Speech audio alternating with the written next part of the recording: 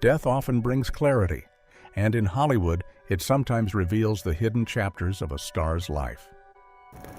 From secret struggles to untold acts of generosity, here are the 20 powerful things we only learned after Black actors passed away. Truths that paint a fuller picture of who they really were beyond the spotlight. 1. Chadwick Boseman's 2016 cancer diagnosis. When Chadwick Boseman died in August 2020, the world was stunned. Not just because we lost the King of Wakanda, but because nobody knew he was sick.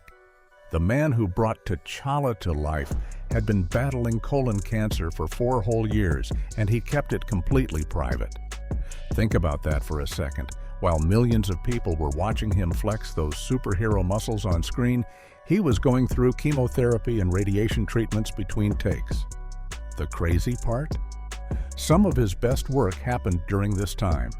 He filmed Black Panther, Avengers: Infinity War, Avengers: Endgame, and Ma Rainey's Black Bottom, all while dealing with cancer treatments. His performance in Ma Rainey's Black Bottom was so powerful that it earned him a posthumous Oscar nomination. People who worked with him said he never complained, never made excuses, and always showed up ready to work. His family later revealed that he had been diagnosed with stage 3 colon cancer in 2016, which eventually progressed to stage 4. During his final years, he visited children with cancer in hospitals, never telling them he was fighting the same battle. He just wanted to bring them joy. The man was literally a real-life superhero, and we didn't even know it. 2.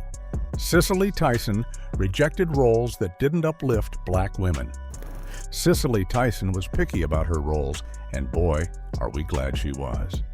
After she passed away in 2021, people started talking about how she turned down tons of money and big opportunities because the roles didn't show Black women in a positive light. This woman said no to stereotypical parts that would have made her rich, but wouldn't have made her proud.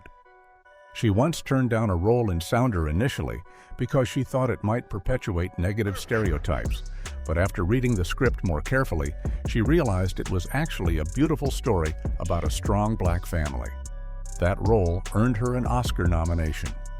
She was also offered the lead in Claudine, but turned it down because she felt the character was too much of a victim. Tyson was known for taking long breaks between projects, sometimes years, because she refused to compromise her principles. She would rather not work than play a role that didn't represent Black women with dignity. In Hollywood, where actors often take whatever pays the bills, Tyson was out here being selective decades before it was cool. She understood that representation mattered long before hashtags made it trendy. 3. Michael Clarke. Duncan was deeply spiritual.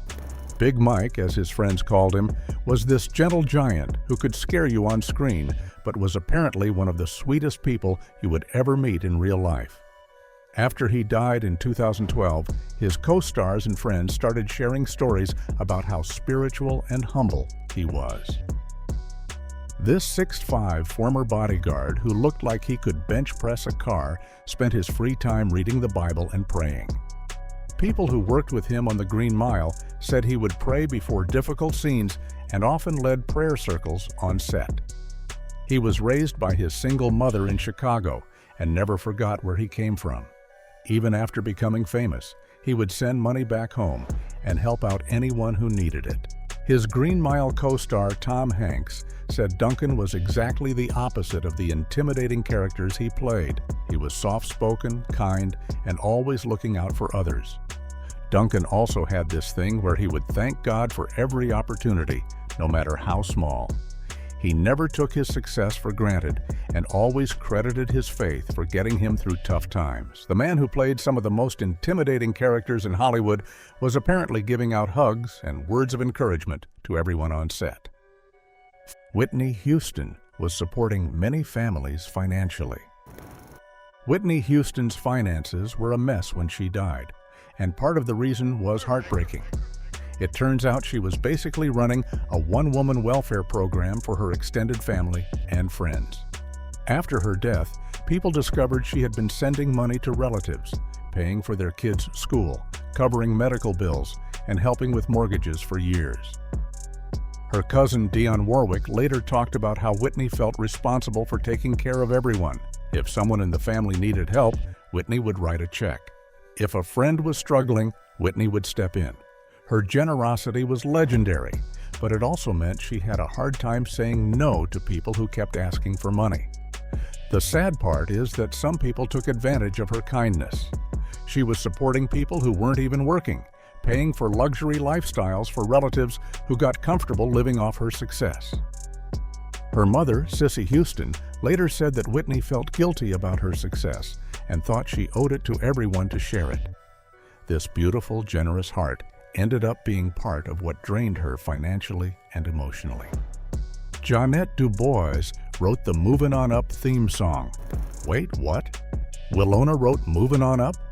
Yeah, that's exactly what everyone said when they found out Jonette Dubois, who played the fabulous neighbor with all the colorful outfits and the best one-liners, also co-wrote Jefferson's theme song that's been stuck in everyone's head since the 1970s. She wrote it with Jeff Barry, and it became one of the most recognizable TV theme songs ever. But for years, people had no idea that the actress who delivered those hilarious lines was also behind the catchy tune. Dubois was multi-talented. She could act, sing, write songs, and even dance. She was basically a one-woman entertainment machine. 6. Paul Winfield hid his sexuality. Paul Winfield was one of those actors who could do everything: drama, comedy, science fiction, you name it. He was nominated for an Oscar for Sounder and appeared in everything from Star Trek to The Terminator. But he lived his whole career hiding a huge part of himself because being openly gay in Hollywood back then was basically career suicide. After he died in 2004, people started talking more openly about his long-term relationship with set designer Charles Gillen Jr. They were together for over 30 years, but Winfield had to keep it secret to protect his career. This was way before anyone in Hollywood was comfortable being out and proud. He watched his career carefully, never wanting to give anyone a reason to typecast him or shut him out of roles. The man was incredibly talented. He could play tough guys, sensitive fathers, villains, you name it.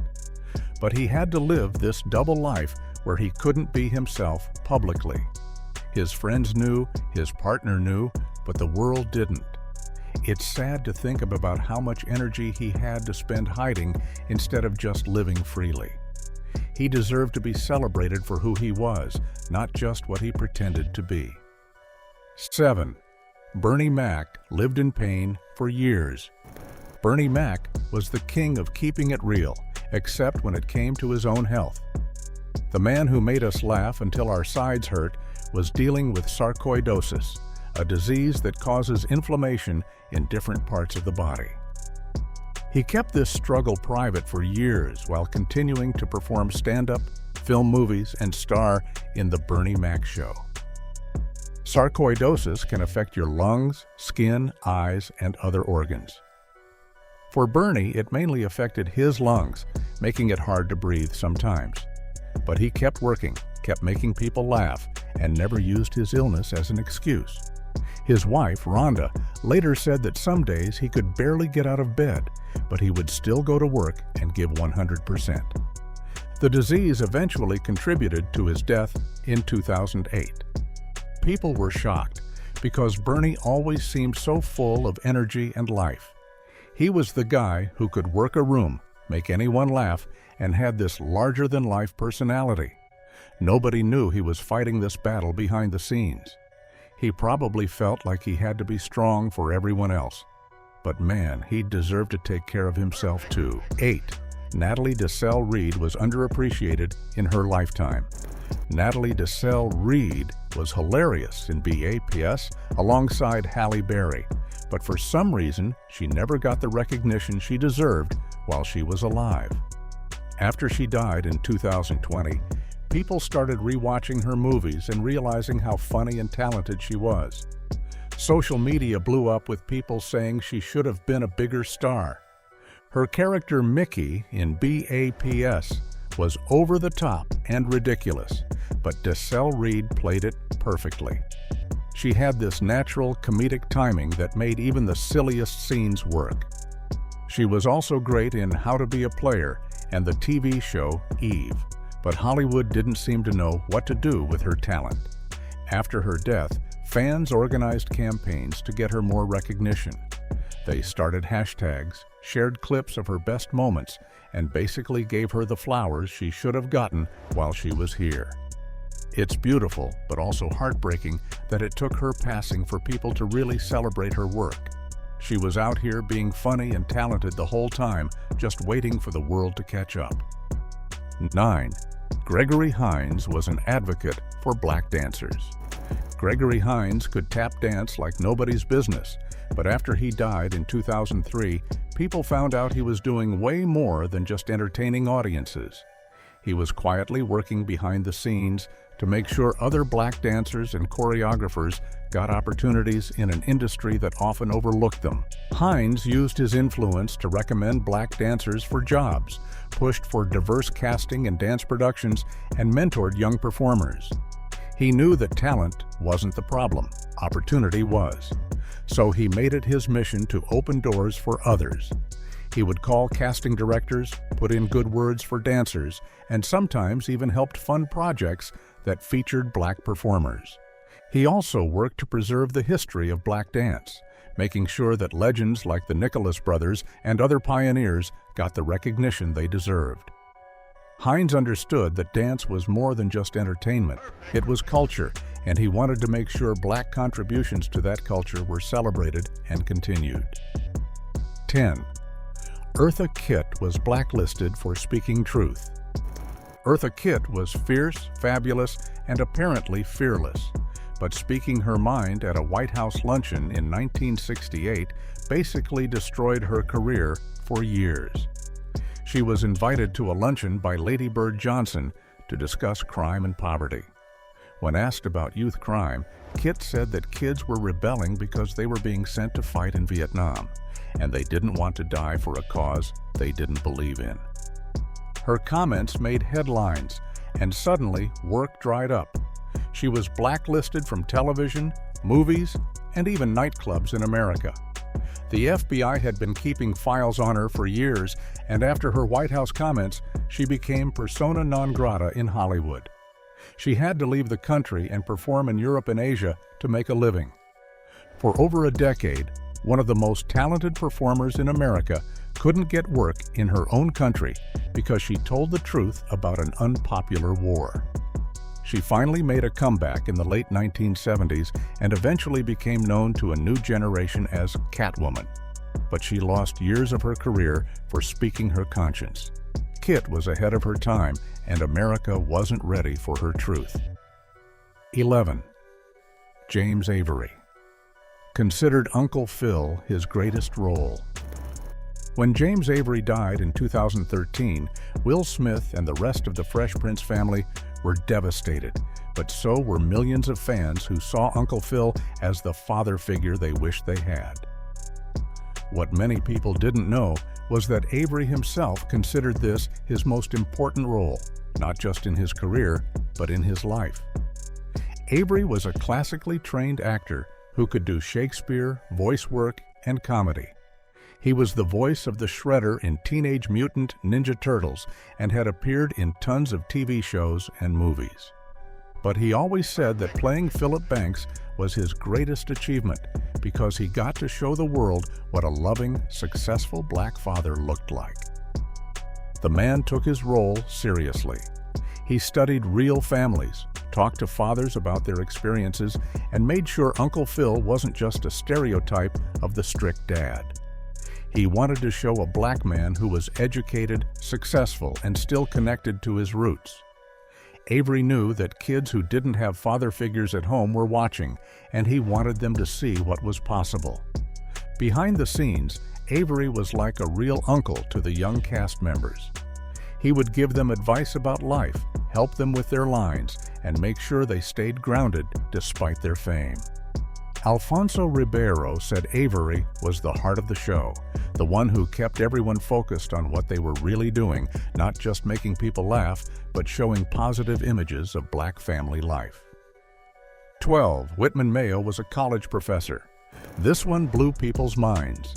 Whitman Mayo, who played Grady Wilson, Fred Sanford's goofy, gap-toothed friend, was actually a college professor when he wasn't on set. After he died in 2001, people found out he had been teaching drama and television production at Clark Atlanta University for years. Mayo had a master's degree and was serious about education. He would film Sanford and Son during the day and then go teach classes at night. His students had no idea.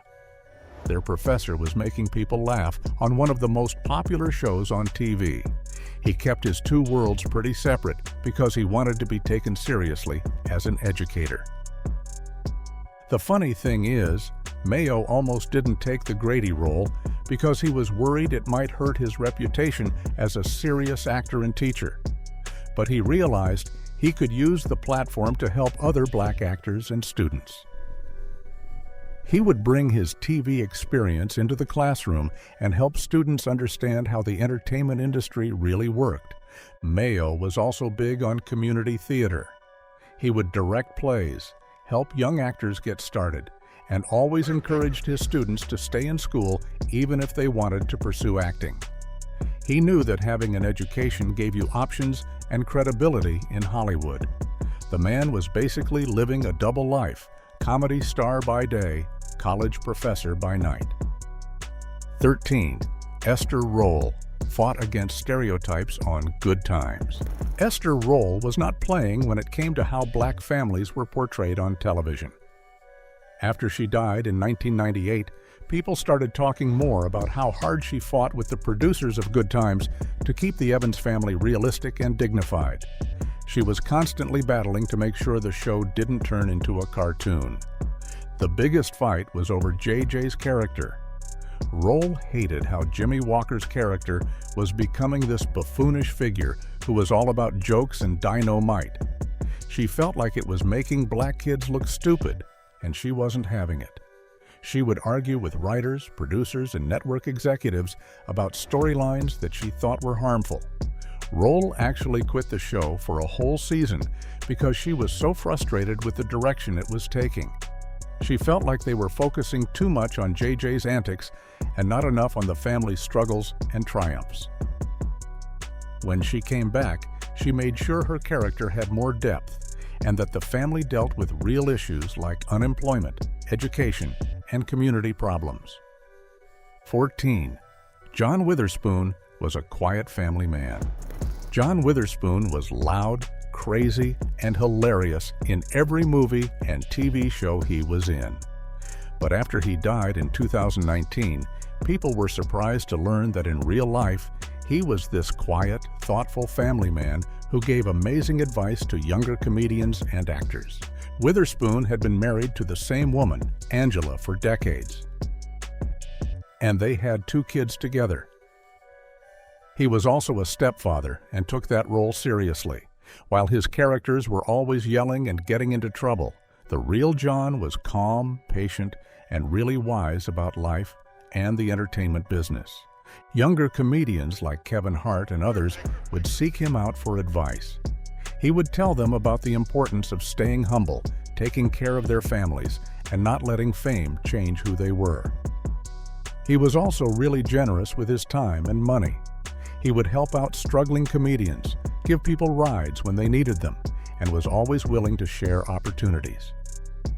People said he was like the wise uncle of the comedy world, always there with a joke when you needed to laugh and good advice when you needed to get serious. 15. Diahann Carroll broke barriers beyond acting. Everyone knows Diahann Carroll was the first Black woman to star in her own TV show without playing a maid or stereotype when Julia premiered in 1968. But after she died in 2019, people started talking about all the other barriers she broke that didn't get as much attention. Carroll was a fashion icon who worked with top designers and helped change how Black women were styled in Hollywood. She refused to wear anything that didn't make her look elegant and sophisticated. She would work with costume designers to make sure her clothes reflected the character's status and dignity. This might seem small, but it was huge at the time when black women on TV were often dressed down or made to look less glamorous. She was also a Broadway star who opened doors for other black performers. Her role in No Strings made her the first black woman to star in a Broadway musical opposite a white leading man. She won a Tony Award for that role and showed that black women could carry major productions. 16. Madge Sinclair was a royal on and off screen. Madge Sinclair played Queen Aeolian in Coming to America and Sarabi, Simba's mother, in The Lion King. But after she died in 1995, people realized she carried herself like royalty in real life too. She was known for her grace, dignity, and for mentoring other black actresses in Hollywood. Sinclair was originally from Jamaica and brought this regal bearing to everything she did. She spoke multiple languages, was well-educated, and had this natural elegance that made her perfect for playing queens and sophisticated characters. But she also used her position to help other black women in the industry. She was like a mother figure to many younger black actresses. She would give them advice about choosing roles, dealing with racism in Hollywood, and maintaining their dignity in an industry that often tried to tear people down. Sinclair believed that black women had to stick together and support each other. 17. Clarence Williams. The third had a deep jazz legacy. Clarence Williams III was cool as ice in the Mod Squad and creepy as hell in Tales from the Hood. But after he died in 2021, people learned about his deep connection to jazz music that most fans never knew about. His grandfather was Clarence Williams, a famous jazz musician and songwriter who worked with Louis Armstrong and other legends. Growing up around jazz music shaped Williams III's approach to acting. He understood rhythm, timing, and how to create mood, skills that made him such a compelling performer. Williams was also a musician himself. He played piano and had a deep appreciation for jazz history. He would often talk about how jazz influenced his acting technique, especially when it came to improvisation and finding the emotional truth in a scene. He saw acting and music as related art forms that both required you to feel the moment and respond naturally. 18. Thomas Mickle Ford was passionate about youth empowerment. Thomas Mickle Ford made everyone laugh as Tommy Strawn on Martin, but after he died in 2016, people found out he was doing serious work behind the scenes to help young black men succeed in life and entertainment. Ford was really passionate about mentoring young people, especially black men who were trying to make it in Hollywood. He would hold workshops, give talks at schools, and spend time with kids who were interested in acting or comedy. He knew how hard it was to break into the business and wanted to help others avoid some of the mistakes he'd made. He was also involved in programs that helped at-risk youth. Ford would visit juvenile detention centers, speak at community centers, and work with organizations that were trying to keep kids out of trouble. He believed that positive role models were crucial for young black men who might not have father figures at home. 19. Ruby Dee was an activist to her core. Ruby Dee was an amazing actress, but after she died in 2014, people were reminded that she was also a hardcore civil rights activist who put her career on the line for what she believed in. Dee and her husband, Ossie Davis, were blacklisted in the 1950s because of their political activism. They supported causes that Hollywood didn't like, and it cost them work. But they didn't care. They kept fighting for civil rights, workers' rights, and against racism in all its forms. She was close friends with Malcolm X and his family. When Malcolm was assassinated, Dee and Davis helped support his widow, Betty Shabazz, and her children. They also spoke at his funeral, which was controversial at the time because Malcolm was seen as a radical figure. She understood that being famous came with responsibility, and she never shied away from using her voice for good. Nipsey Hussle's acting career was just beginning. When Nipsey Hussle was killed in 2019, the world mourned a brilliant rapper and entrepreneur. But after his death, people found out he had big plans for acting and filmmaking that were just getting started. Nipsey had been quietly working on several film projects. He was developing a documentary about Dr. Sebi, the controversial herbalist, and had plans for other films that would tell stories about South Central Los Angeles from an authentic perspective. He wanted to show his community in a way that Hollywood rarely did, with complexity, dignity, and truth. He was also interested in getting into acting himself. Nipsey had been taking acting classes and was in talks for several movie roles. He saw film as another way to reach people and share important messages, just like he did with his music. He was particularly interested in roles that would show black men as entrepreneurs, fathers, and community leaders. Nipsey was also planning to use his Marathon clothing store as a hub for creative projects. He wanted to create a space where young people from his neighborhood could learn about filmmaking, writing, and other aspects of entertainment. He understood that representation behind the camera was just as important as what people saw on screen. He was just getting started on this journey when his life was cut short. But his plans showed that he was thinking beyond music and wanted to impact how black stories were told in Hollywood. 21. Richard Roundtree's pioneering role. When Richard Roundtree passed away in 2023, people started talking about way more than just his famous leather coat and sunglasses from Shaft. Sure, everyone knew he was the coolest cat to ever walk down a New York street. But there was so much more to discover about this guy who basically invented the modern black action hero. Roundtree didn't just play John Shaft. He became a whole new kind of leading man that Hollywood had never seen before. Back in 1971, when Shaft hit theaters, most black actors were stuck playing sidekicks or stereotypes. But here comes Roundtree, tall and smooth, carrying a gun and getting the girl, and suddenly everything changed. He wasn't asking for permission to be tough, he just was. What's wild is that Roundtree almost didn't become an actor at all. He was a model first, walking runways and posing for magazine ads. Can you imagine if he had stuck with that? We might never have gotten to see him kick down doors and deliver those ice-cold one-liners. The man had this natural swagger that you can't teach in acting school. 22. Sidney Poitier's trailblazing achievements. Sidney Poitier's death in 2022 reminded everyone that this man didn't just win an Oscar. He basically broke down the door for every black actor who came after him. When he won Best Actor for Lilies of the Field in 1964, it wasn't just a personal victory. It was like watching someone climb a mountain that everyone said was impossible to reach. But Poitier's real genius wasn't just in his acting, it was in how he picked his roles. This guy was incredibly smart about the parts he took. He refused to play criminals or characters that would make black people look bad. Back then, that was a risky move. He could have easily made more money taking stereotypical roles, but he said no over and over again. What's fascinating is how Poitier managed to be both dignified and rebellious at the same time.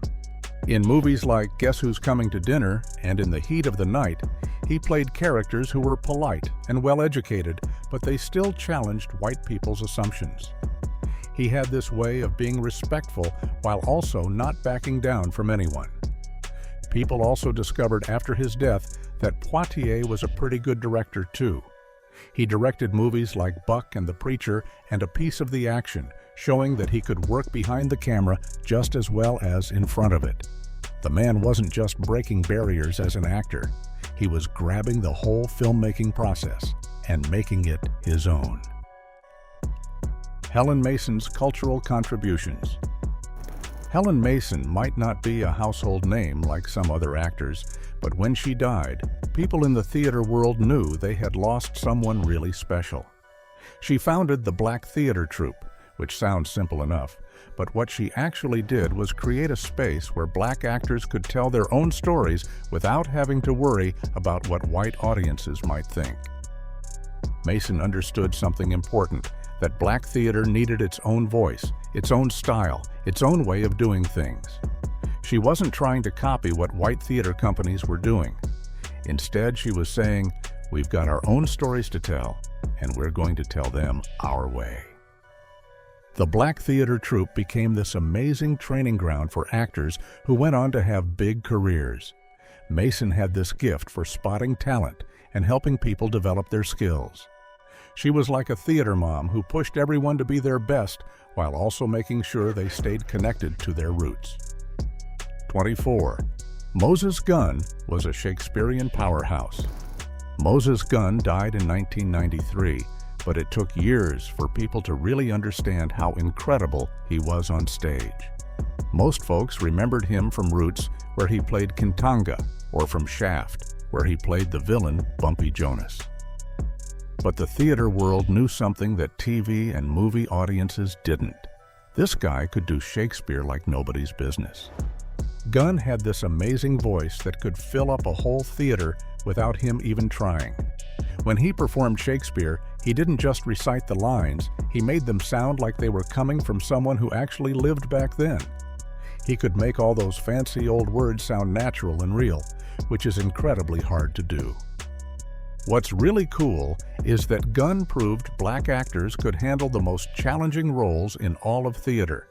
He played Othello, of course, but he also took on parts like King Lear and Macbeth. These weren't just publicity stunts, he was genuinely great at them. Critics would watch him and forget all about the color of his skin because they were so caught up in his performance. But Gunn never got snobby about classical theater. He was just as happy doing TV shows and movies, and he brought that same intensity to everything he did. Whether he was playing a Shakespearean king or a tough guy in an action movie, he gave it everything he had. 25. Teresa Merritt was a groundbreaker in black theater. Teresa Merritt passed away in 1998, and that's when people started realizing how much she had changed things for black women in entertainment. Everyone knew her as the sassy grandmother in The Wiz, or the sharp-tongued mama in That's My Mama, but she had been breaking ground way before those famous roles came along. Merritt was one of those actresses who could make you laugh and cry in the same scene. She had this incredible ability to play tough, no-nonsense women who were also warm and loving. That might sound easy, but it's actually really hard to pull off. Most actresses can do one or the other, but Merritt could do both at the same time. What made her special in theater was that she helped create more realistic roles for black women. Before her, a lot of black female characters were either saints or stereotypes.